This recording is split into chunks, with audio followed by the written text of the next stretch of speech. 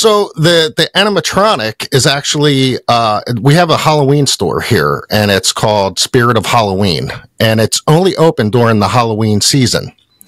So, and they sell anything and everything, all the costumes, anything you can possibly think of, they carry. I'm talking babies in mason jars, clown heads, demonic statues, gargoyles, headstones. We also have at my house an 8-foot tall killer clown from outer space with the bowling pins with blood on them, and his head spins in a circular motion. It is nuts, my friend. Totally nuts. But I saw this and I was like, you know what? I gotta have this thing. So I went to buy one and they were completely out of stock. So I jumped online to look for one. All out of stock. So I had to wait towards the end of the Halloween season to buy the floor display. So I ended up getting the floor display, and it was so funny. I'm driving down the highway with this thing in the back of my fucking truck, holding a gun, and people are looking at me like I'm out of my mind. So it's great, man. Fred Andersson, and it's about time, my friend. We've been trying to do this for a few months, but hey, you know, schedules conflict, things happen. How are you? Thanks for asking. I'm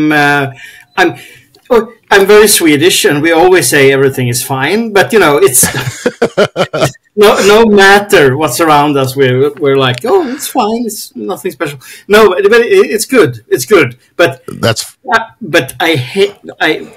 Can I hate something here? I don't know if I can, but I hate the darkness. Yeah, you know, it's insane. So that's, you know, if it had been more sunlight, yeah, absolutely. Yeah, you got to get that vitamin D, you know. yes. You know, it's you know, it's, well, yeah. What is the darkness time right now where you're at? Oh, let's see now. You know, you stop thinking about it, but let's say the sun rises a little bit before 9 in the morning. At the moment, okay, and it's I guess it's dark until I mean it's 9, yeah, and it gets dark around 5. Okay, 6. Yeah, that's where we're at the moment ourselves here. It's, you know, it's crazy because, you know, just a couple months ago it was still daylight at 8:30 in the evening. And at the higher up you get in the States, where I used to live in Michigan, and when I was up there, it would stay daylight to damn near almost 10 o'clock at night sometimes. Just the way that the sun was setting and whatnot. But I mean, yeah, it gets, and it's not even the darkness, it's the dreariness, you know, it's just like, you know, and you're like, oh, come on, can't this, you know, we need a little bit more light, you know. But first of all, I wanted to say congratulations so much on this amazing thing. This book is awesome. So this is your first publication, American publication. Am I correct? Yeah. I mean, I you know, for me, this is my first real publication that someone else has published. I've been doing, you know, some self-publishing things before this, but this one, I was planning to self-publish it once again, and then a buddy said, "Hey, why don't you?" And he recommended Beyond the Fray Publishing. So I contacted them, and a couple of days later they got back to me, and we had a meeting. So it was like, what the fuck happened? Why didn't I, you know, try this years earlier? So yeah, seriously. Have you thought about possibly republishing certain material that you had and sending, you know, to this publisher, and maybe kind of redoing it, like, you know, Fred Andersson's 2.0, you know, in some sense? Well, but you know, I'm you know, I've already updated it once, actually, because I found some things that some copies out there have some minor issues. You know, there's some paragraphs repeating and some other things. I don't know how we missed it. So when we discovered that, I had a chance to rewrite some parts here and there, and do a little bit of this and that. So you could say it's like two versions of the book out at the moment. Yeah. But the thing is, I could write so much more because there's so many weird cases, and I'm not sure how to deal with that. If I should do a part 2 of this one, or if I should do something else. I'm not entirely sure where to go, actually. Do you have a case file full of all kinds of new goodies for round 2, or what? I have, actually. I have a folder where every time I find something that is even the slightest interesting, it can could be the theme of the case, the details. I have a specific folder for that. Right. So, yeah. So at the moment, for example, I've been chasing 2 cases, old Swedish cases, where the witness saw a mushroom-like object with 3 legs in a forest. With some mythical creature type style. Yeah, it was more like a mushroom UFO. It was like a organic UFO. So I've been digging into these 2 stories, and I discovered that one of them is a fake already from the beginning. It was constructed, but the other one is from a letter to the editor of some magazine. Someone writes down this, but so we can't trace who actually shared the story from the beginning. But it's interesting, it feels very Swedish, Yeah. Well, let me ask you something. So what is your percentage rate in UFO sightings and unexplained phenomenon in Sweden right now? I mean, as you had stated, I believe you stated before, there is some stuff, but not as heavy. You said before, I think you said in a talk before about, like over here in the States, I mean, God, every day there's something new popping up, and it's just like, what the hell is going on? I'm active in UFO Sverige. I will call it UFO Sweden, the main organization who deals with investigations of old and new cases, and we get at least 1 report per day during the whole year. So it's still a couple of hundred observations of all kinds.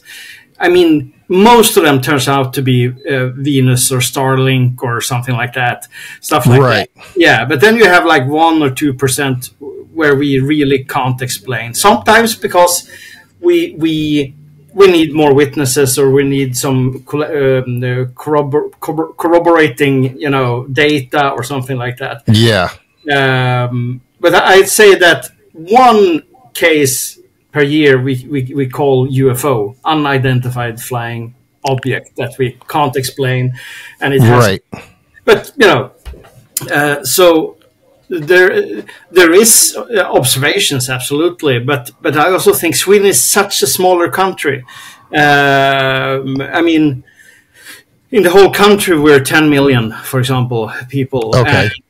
And it is a big country. Lots of forests, lots of nature. Sometimes people live far away from each other, except the big cities.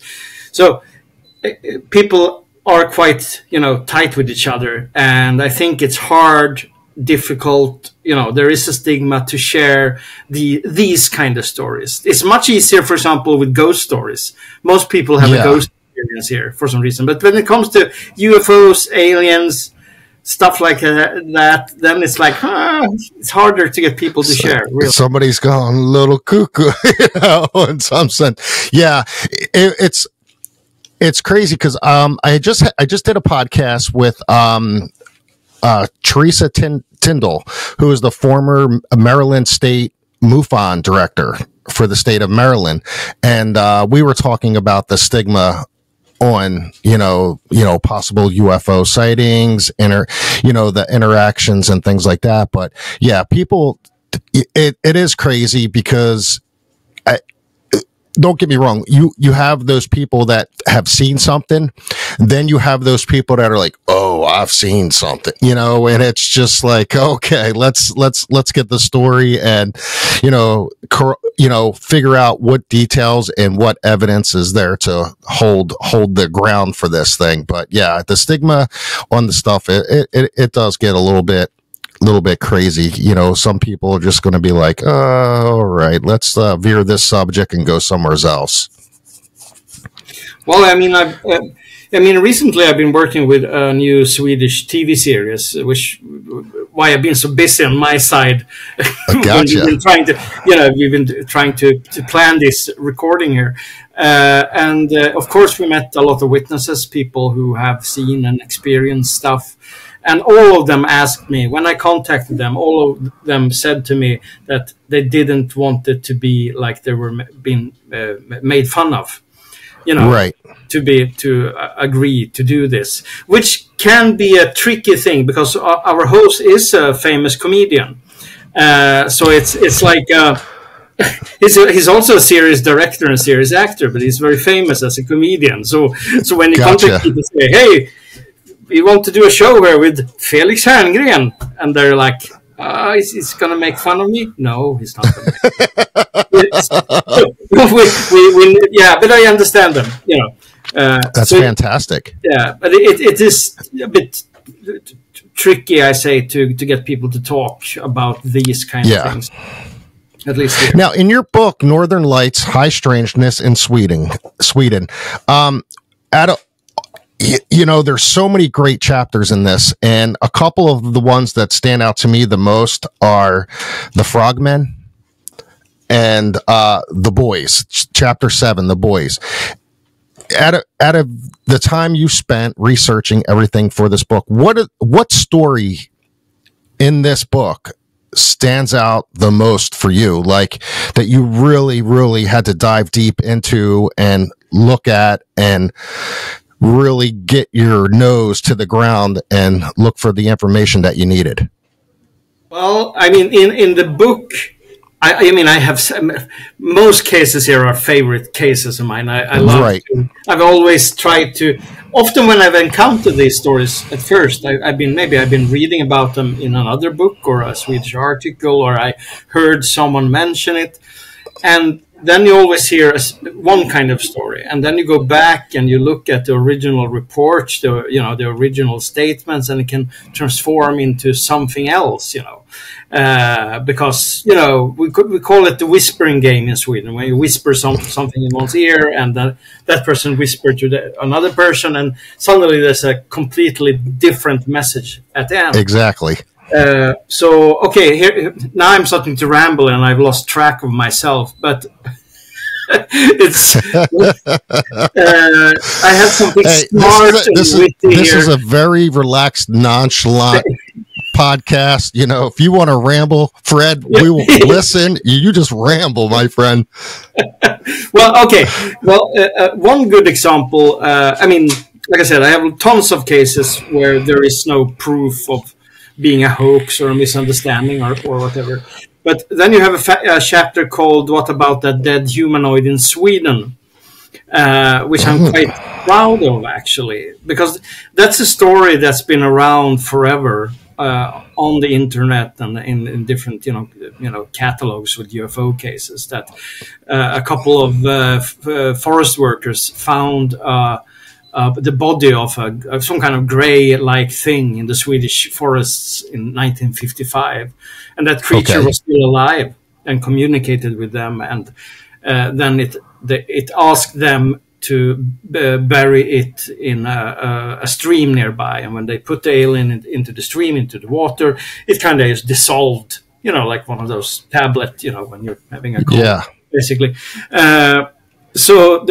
I've been so frustrated because this story shows up. It shows up in old, American UFO magazines from the 90s, and it's like the real thing. So I accidentally found the original the first time it was ever mentioned in a Danish small magazine from the 70s, and someone has written down this story.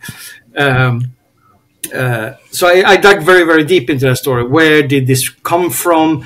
Could this be real? Is there any proof for anything? And to be honest, I didn't find anything that pointed at it being a real story. There were so many, clues saying that this is a good story, which was quite common in old UFO magazines. Some stories are just made up, basically. This one, however, reminded me a lot about an old UFO contactee book from the 60s, where I don't remember the name of it now, where the contactee encounters a gray or a small humanoid during very similar circumstances as in this. So it feels like someone maybe read that book and took that thing with them, either as a part of their own imagination or as a deliberate hoax. Anyway, it doesn't matter to me because I love a good story. So exactly. I'm not sad because I decided, at least for myself, that this is totally fake. But there's still that part deep down inside. You're like, oh man, I want something. I want the hard evidence. I want this to be real. There's the whole thing right now, the whole Mexican aliens. The memes on this thing are unbelievably funny. Have you seen these online? Yeah, they showed up in my feeds a little bit here and there. Yeah, I think the greatest one was where it was these so-called aliens that they were showing off in Mexico, and somebody takes the knife for a cake and it cuts into it, and it's a piece of cake, and it's just like, what, But and it was crazy too, because there was so much going on, and then boom, all of a sudden we're like squirrel, and we're on this and trying to figure out what this is, and then this whole obstacle of I don't even know where to go with this part anymore, so I just kind of like I forgot about it. But I know you've seen, it's been a few months now, so honestly, your thoughts on the whistleblower in our capital. You have Commander Fravor, Ryan Graves, and then the whistleblower. What's your take on what they did and how they came out? Wow, that's a huge question, because I've been, it's a process. First of all, it's a tricky one. Here's the thing, with all these three guys, Grush, Fravor, and Graves, they all seem totally honest, decent, intelligent human beings. I absolutely doesn't doubt Fravor and Graves, what they've seen and heard. Grush, I'm kind of on and off with him, because I'm not sure where to stand. The thing is, I really think he seems to be such a nice guy, and I have a friend of mine who had the opportunity to hang with Grush for 7 days. They did a YouTube video for a channel called Yes Theory, and so he was there during the hearing. It was a pretty interesting interview, and so I've been pushing him a little bit. You've been hanging out with Grush for such a long time, and you've been talking and laughing, everything, every day. And he's like the same. He seems so genuine when he says these things. So the question is, that might be true. Maybe he believes everything. Maybe this is truth for him. But who told him these things? I want to see proof. I want to see evidence.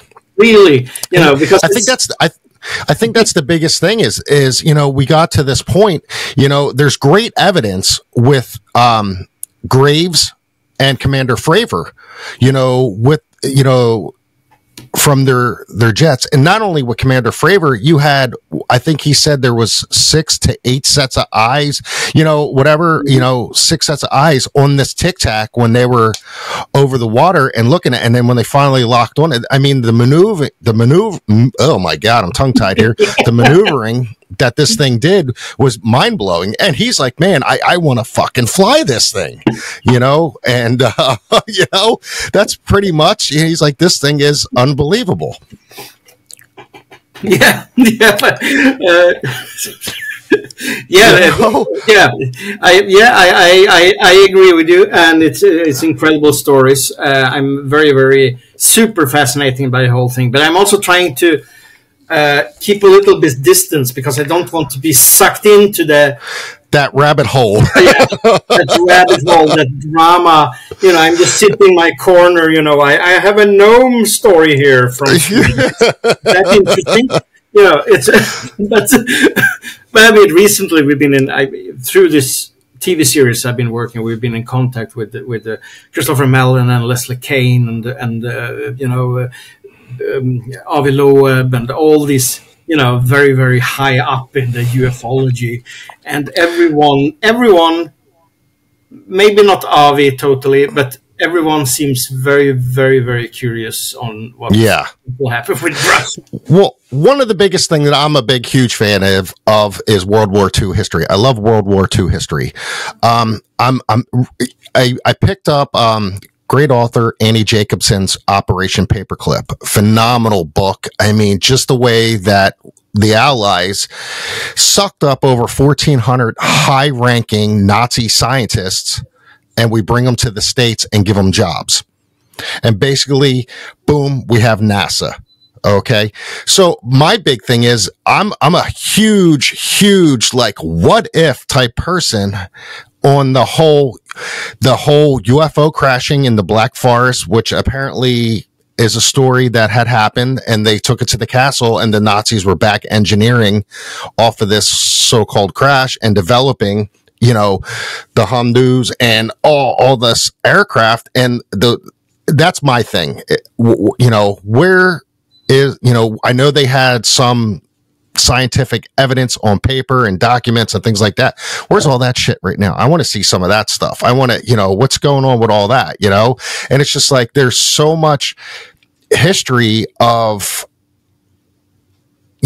contacts and things like that. I mean, I think, and I mentioned this before in other podcasts too, and I keep repeating myself, but like, there's this whole big thing, I believe back in the day, that I believe it was Truman at Holloman Air Force Base met,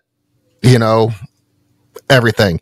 And somebody had mentioned, or I read something, I can't, don't hold me to this, but I believe like,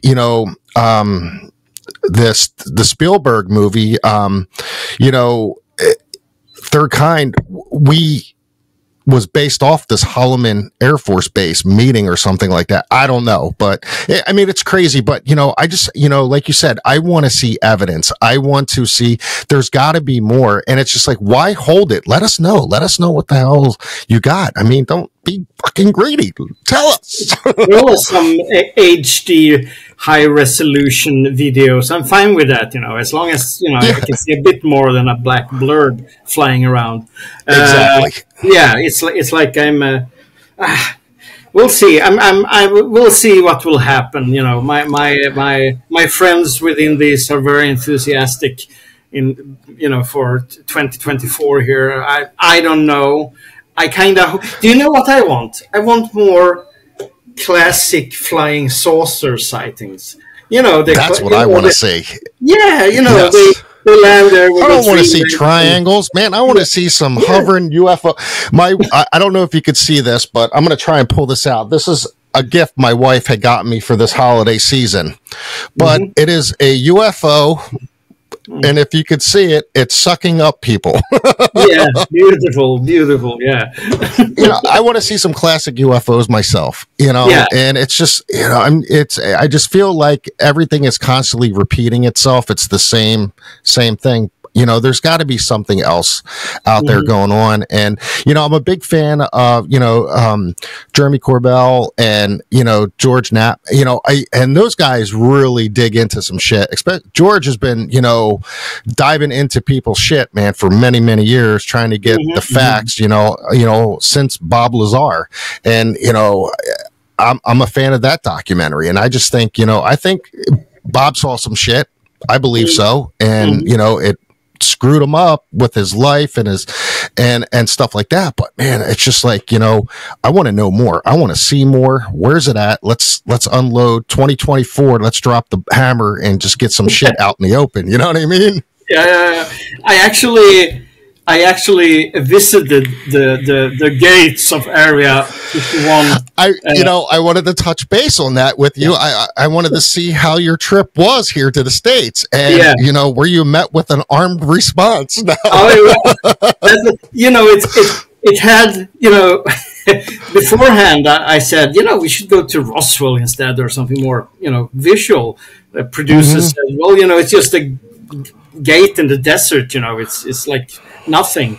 But our dear host and even the broadcaster who ordered this, they were like, Area 51, go to Area 51. So we did that. We flew to Las Vegas, went out in the desert towards Rachel and found the gates. And I kind of, part of me kind of expected this to be super silly. Here we're the 100 television team there doing something, and you have all those signs saying no photographs, no filming, nothing, But it was so creepy to get out there. The silence. There's no one around because you never see any people around those. Well, when you got close up, once you were there for a little bit, and if you took notice in the far backgrounds, did you see anything that was looking like military wise towards you guys? We had actually, we were filming for a little while, and suddenly is that the correct word in English? The gate went down. It was like open for no reason. It just during filming. And which was freaky because it felt like a sign, like we're watching you, Yeah. So we continued to film, and after a while we noticed that there were a white truck studying us, one of those classic white trucks driving around on the outside or near the... and it was standing maybe 100 meters away, looking at us. And another car were driving up along the road, and then the white truck drove out and kind of stopped the other car, and both stopped us from leaving and other cars to go up to the gates, which was very weird. And that white truck hang around there for like 1 hour at least, until they obviously saw that we were some silly television team from Sweden doing something about aliens. He's here. Just keep an eye on him. Fred Andersson. But I was super nervous, really. I just didn't want my future to be in a cell somewhere. Yeah. It's funny too, Fred. All the years, I just turned 49, and I've been to Vegas, and I've never been out to Area 51 yet. That's on my bucket list, and I definitely want to do that. And there are a few things that I want to go out and see, because I've heard of so many great stories and little towns. And it's not just, I guess you could say I'm a fan of anything paranormal, anything that's just strange. There's so much history here, like, the Amityville horror house and things like that. And it's just, I grew up in Philadelphia, Pennsylvania, and, like even serial killers. My wife is a huge fan of serial killers, and we watch so much stuff, and it scares me sometimes. And I'm like, why are you watching this shit? I'm like, I'm not drinking any lime looking Gatorade. Okay. It could be antifreeze now, but it's just, there's so much stuff out there, like, and it's just like, you know, you want to start something and go somewhere, and it's just like, okay, where do I go first? What do I do first? And there's just so much. But Area 51 is the top of my list, my bucket list thing to do. At least, you know, to stand in front of that sign that tells you can't record and no photos and blah blah blah blah and everything like that. And I just want to see those little gizmos come up out of the ground and just, you know, they look at you and then they come back down, you know. But you know, it's worth it. It's really worth a visit. It's a quite powerful experience. You know, even if you just look at from, you know, UFO mythology, even if it's you know, doesn't matter if it's something real or totally made up. It's such an important place for us who are interested in it. So I'm really super happy to have been there. That was definitely one of the highlights during those days. Third time I was in the States, so I've been okay. Before that, a long time ago. So I'm So you did a lot of recording for this new show here in the States. Yeah, we did. I mean, we filmed for not many days. I mean, 6 days maybe total. Basically, okay. From we started to the flight from Stockholm to basically when we left almost a week later. So I'm actually the researcher and story producer for this TV project, but I kind of ended up in front of the camera also together. That's fantastic. That is fantastic, man. Yeah, I'm very. I didn't expect that when this year started. You know. Now, when you were here, did you guys jump into any investigating on certain things that happen here in the States? No. We didn't have time for that. I would love to have done that, but then we would at least a couple of more weeks. Right. We were mainly there to do the Area 51 stuff, but also do a bunch of interviews with fascinating people who, in one way or another, are connected to the subject. You know, from scientists to, you know, you can call it cult leaders. You know. Gotcha. Yeah, the whole spectrum of ufology. So that was I'm you know, super happy to have made the trip, and I really hope that the audience, the Swedish audience, will like it, because this subject is quite new for most people. Right. I think. So let me ask you this: so, how old were you, and what transpired you to dive into this? Did you have something that you've seen that brought you into this realm of research and continuing with it? Like, was there something that you've seen when you were younger or whatnot that said, you know what, I'm going to keep looking into this shit and seeing how far I can go with it and what I can find out? Well, I think it's a matter of several different things that made me the person I am today. I always joke that I don't want to be a party pooper, but I think one of the reasons was that my family was quite deeply involved in what I would call a religious sect in the early 80s. I mean, I was just a child, but it was an interesting viewpoint for me, who wasn't an adult, but I could study the people around me, the teachings, the behavior, and it was so weird. I remember it was so, you know, this is not me, this is not my mom, this is just bizarre. I mean, no criticism to beliefs here or anything, but this was, this wasn't my thing, so. Gotcha. So I think it was partly because of that, because they wanted to teach you that it was sinful and dangerous to enjoy horror movies or ghosts or UFOs and stuff. So of course, hey, I'm a kid. This immediately turned out to be more fun than I ever expected, and I started to go to the library. And my mom, who's an awesome woman, she gave me books on the subject, so it wasn't, So I think it was I got pushed from a quite conservative religious part of the world into this. So I'm grateful for that those experiences. That's fantastic. Yeah, I've seen some things online where, you know, I don't know. I hate to say it's funny, but it's just one of those things you chuckle at. And somebody had posted a meme, and it says, "Oh, you don't follow the pagan holiday of Halloween, but let me introduce you to this other pagan holiday called Christmas." You know? You know, so I mean, you know, where do you go? What do you do? You know, but I mean, I personally never have had any type of experience when it came to an unexplained phenomenon, UFO wise, a UAP or anything like that. But I have had in my lifetime, when I was younger, I was a young lad. I couldn't have been more than 8 years old. And I saw a apparition of my grandfather.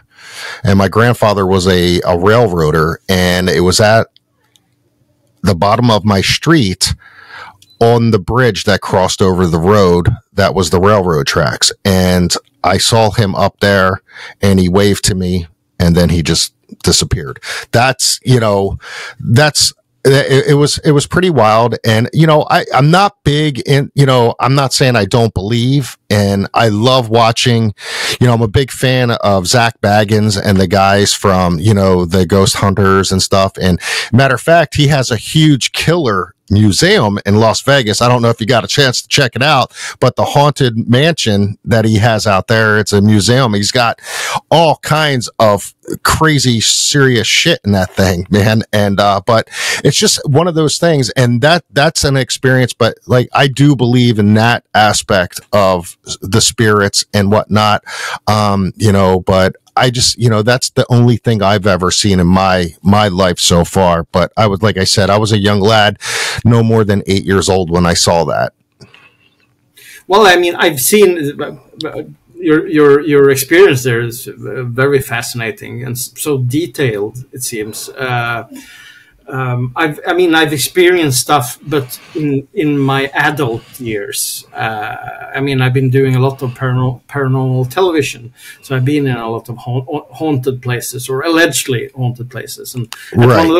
one of those locations, I saw a black, a shadow person, a black silhouette, extremely clear. I mean, it was like, it wasn't fuzzy, it wasn't just, you know, in the corner of my eye. It was right in front of me in daylight. You know, you could see the head, possibly a hat, neck, shoulders, you know, a bit of the torso, everything. It was so, I mean, I never seen anything like it, either before or after. So it's wow. It felt important to see, because finally I saw what other people claim to see, you know. Yeah. My daughter is 9 years old. She just turned 9. She's an October birthday baby. She shares the same birthday as my mom. The home that we live in, we've been living in now a little over 6 years. And when we first moved in, within the first year, my daughter kept saying that she kept seeing this man in the home. And we're like, what? Where? And she's like, I don't know. I see him at night, you know? And we were like, okay, you know, maybe she's seen some type of spirit or something. Maybe somebody passed away. There's a spirit that lingers throughout the home and stuff. So I talked to the previous owner, and I spoke to him, and he said, no, nobody's ever passed away in this home.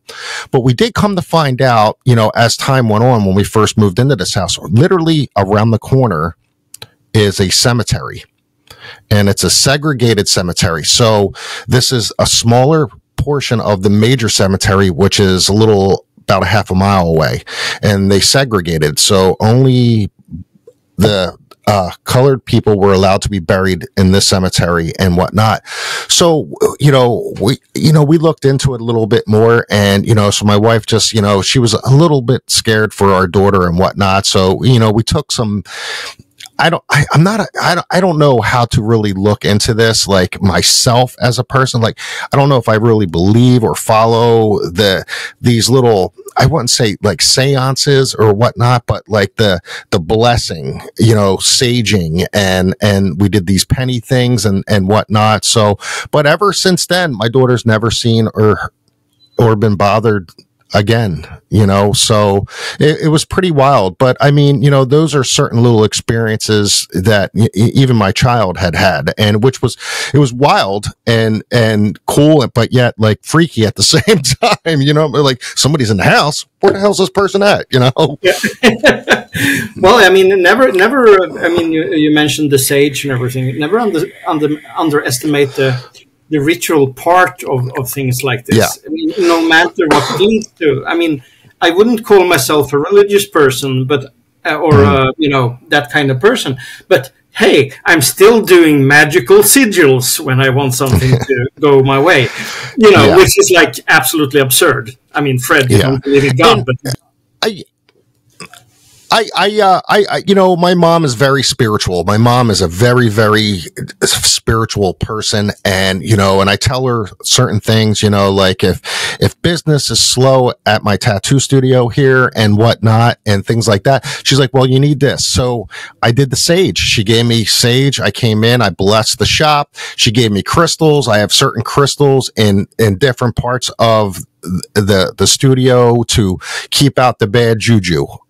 So I have those in here, and she even gave me ones to give to all my artists, and each one, she gave an explanation of what each stone does and what it is meant for and how to place it in your station and whatnot. So it makes you feel good. It does give you a spirit lifting embrace, and which was super awesome, because now I'm like, okay, do your magic stones, yeah.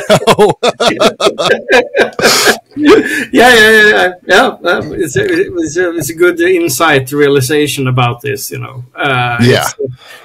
long, I mean, I'm absolutely convinced, and this will bite me in the ass, that it will work if you believe in it. So it has been working like that the last couple of years, at least for me. So yeah. So I wanted to jump into something. One of my big things I had seen with you and I thought was fantastic. Tell me about this fire. This is it a serpent in the picture of the flame? Oh my God. Like that image is just amazing. It is actually, I took it, I actually, now I don't remember, it was China, or if it was Japan, China, I guess.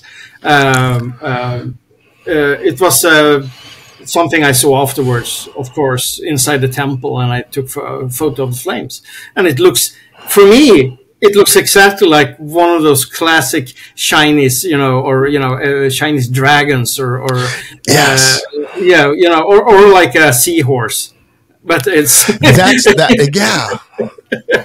I mean, I was mesmerized by that photo, and I'm just looking at it, and it's, fire is so beautiful, but yet so devastating at the same time. I mean, the tranquility you get from just sitting around the fire and just staring into the flames. It's like the clouds. If you look at clouds long enough, you'll start seeing certain things and whatnot. It's just like the fire, and man, it's so mesmerizing. It's hypnotic, and you get so deep into it, you start seeing different things, and it's just like, holy shit, man, what is that? Yeah, absolutely. I mean, I'm using fire to burn my sigils. When I've been drawing a sigil and I wanted to, of course, go away to be one with the universe or whatever. Right. Burning it and watching the paper, dissolve into fiery glow. It's so peaceful. It's so beautiful, and you can focus on it. So yeah, magic works. Do good with it. Now, your thoughts on so what is your thoughts on some of our mythical creatures? We have one of the infamous New Jersey Devil. have you heard of this? So what's your thoughts and takes on this iconic creature? Of course, I'm very aware of the Jersey Devil, but I'm not so aware of the mythologies around it. Here's the thing: in Sweden, we have very, very few monsters. Okay. Stuff like that. So it's like it's we have, but it's not even near what's going on in the United States, where there's a monster in a really little town. I love that, by the way. I love that. So with the Jersey Devil, I'm not sure. I guess it's a monster, a creature that's it's been seen even today, and not in just in old stories. Kind of reminds me of something I find very unrealistic but fascinating, and it's dogmen and similar things. I'm kind of more a big guy. Yeah, I just I've been watching and looking into that a little bit, and the whole dogmen, and I'm just like, I don't know, and I'm lost for this, but it's a huge thing, and there's a few people I follow online who are big into this, and I don't know where to take that road, so there's so many other things I've been, looking at and following for so many years. Like, I'm a huge fan. Like I said, I like Bigfoot, Sasquatch. I'm in Florida, so it's the skunk ape, it's, the southern style of the Squatch down here. And, I did an interview a while back with, Mike from In the Shadow of Big Red Eye, who is a big, researcher for Bigfoot, and he does that now full time. And apparently he got his start here in the state of Florida in the Ocala forest, when giant stones were thrown at him that were too large of a scale for a man to pick up and toss. So I mean, some of the things in Sweden, what are some of the mythical little guys and creatures that are seen big time into the woods out there? Yeah, I mean, up today you have the classic gnomes, the little bearded men with pointy hats, dressed old-fashioned, which has been around for, of course, many hundreds of years. I actually have one in my garden who's drunk, laying down, holding a bottle. You see, so those are still active here in Sweden. There actually was considered. There's some saint, Holy Bridget or something. She visited a farm where the owners of the farm weren't worshipping the Christian God; they were worshipping the gnomes that lived underneath the farm instead. So Saint Bridget was a bit upset about this, of course, because they were worshipping the gnome god. They were also considered to be devils, basically, or demons. That kind of, when they got thrown out together with Lucifer from heaven, the ones landed in the forest became trolls, the one on farms became gnomes, etc., etc. So there always been this balance between respect and fear when it comes to the gnomes and the relationship that the farm owners have with them. If the farm owners behave good, the gnomes behave good, of course. If you upset the gnome by keeping it dirty or spilling something or whatever, it could get quite nasty because they're quite strong also. So I'd say the gnomes are, I'd say the most common creatures still. Then, of course, you have the big lake monster, which is a lake monster. But the gnomes are the ones that fascinate me. Now, the gnomes in general, I don't know I don't know if it was, I heard you talking about this with another podcast. What is it with gnomes and possible portals? Let's see now. Well, I've been, it depends on from which angle you have here, but at least in some older cases I found with gnomes, it's the portals behaves basically like flying saucers. So they encounter gnomes, or one gnome or several, who passes them by and goes out on the field into a light, and that light, either disappears or it flies away. It's also the old traditional story that if you accept food or drink from the gnomes or the fairies, you can get sucked into their realm. You can be kind of abducted, you can say. So it has very similar tropes like the more modern UFO cases, which is so I'm not entirely sure if that's what we were talking about portals. Yeah. That's it's wild. Now, I guess another big thing too is here, I watch a lot of these episodes, as we were stating before, on the paranormal, the ghost and whatnot, and like these demonic portals, that could lead, basically to hell and whatnot. I mean, I wouldn't even know in my own brain or mind, but like, holy shit, is this something, that is honestly true? I mean, it's just like one of those things, but you do have these people that, drive themselves so deep to find and feel and mentally get themselves overwhelmed and overcome with this, I guess you could say, like the aura of it in some sense, Mm-hmm. Yeah. Well, I did upset a couple of people on Twitter the other day where I boldly claimed that demons don't exist. So I don't know if yeah. So, but it's fine. I'm just I'm a bit cheeky sometimes. I know some subjects will wake people up out there. Yeah. Now I don't remember the original question, but I mean, when it comes to demons, I still feel, with all respect to people who have different experiences than me, or they think differently about this, I still feel that demons is more a modern construction just to keep people under control, from a religious point of view. So they create something scary, and that by itself, and here's the interesting thing, by itself, stories like that, legends and myths like that, continues to live on. I mean, you have a modern example, Slender Man, for example, which began as some kind of competition or something. I'm not sure the scariest image. And suddenly you have belief in it out there. And if you have belief in something, it will continue to live. In one way or another. And absolutely. What is that reality? I claim it some form of reality. Yeah, I do. Absolutely. Oh my God. So so you're continuing on with this show. What else you got going on in your world and your life at the moment? What is Fred Andersson doing and, making his mind go in 20 different directions right now? Yeah.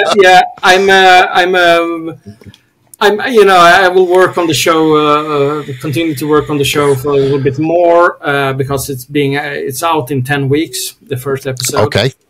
So I will be quite busy with that. I've also started to write another book. Just, I'm just trying it out. Is this something that will work? It's not the sequel to this book, but of course it deals with the same kind of subjects, just from a different... It's not 2.0? No. No, you could read it like that, basically.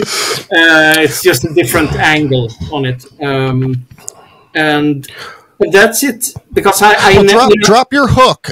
If anybody's listening, you can get Fred's book, I believe, on Amazon still. Am I correct? Yeah, you can basically buy it everywhere where you order books. I mean, Amazon is a simple solution, but if you don't want to order it on Amazon, you can find it everywhere. I'll throw the link into the details on the podcast. So if anybody's listening or watching and they want to pick up Fred's book, Northern Lights, High Strangeness in Sweden, click on that link and help Fred out and get his book out there. I mean, it's a fantastic book, Fred. I mean, I got sucked in, I was chapter after chapter, and like I said, a couple of them were like, whoa, man, holy crap, which was pretty wild. And, I really appreciate you. I know our time difference is 6 hours and everything like that. And, thank you so much for, coming on and hanging out with me and bullshitting and talking. Yeah, thank you. It's been a pleasure to be here. It really has. It was very relaxing, nothing too strenuous or stressful. And, like I said, I wish you the greatest amount of success on the show and your upcoming book, my friend. Thank you. I'm blushing here, but I'm very Swedish, It's very difficult for me to handle. No, I'm just kidding here, but thank you so much. Thank you. Yeah, man. So just hang tight a second, Fred.